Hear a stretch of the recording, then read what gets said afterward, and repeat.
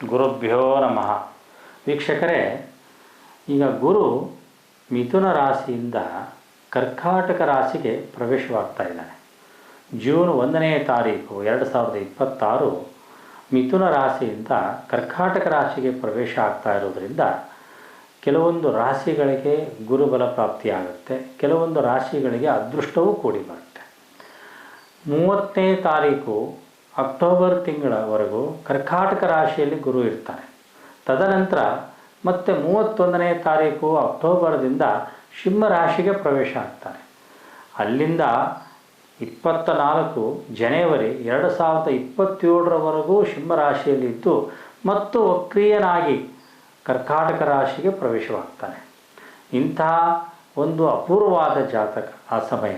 ಈ ಸಮಯದಲ್ಲಿ ಮಿಥುನ ರಾಶಿ, ಕರ್ಕಾಟಕ ರಾಶಿ, ಕನ್ಯಾ ರಾಶಿ, ವೃಶ್ಚಿಕ ರಾಶಿ ಮತ್ತು ಮಕರ ರಾಶಿಯವರಿಗೆ ತುಂಬ ಒಳ್ಳೆಯ ಸಮಯ.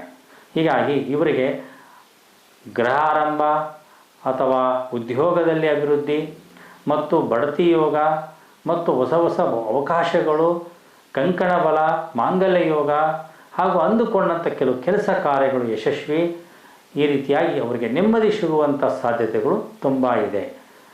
ನಮಸ್ಕಾರ.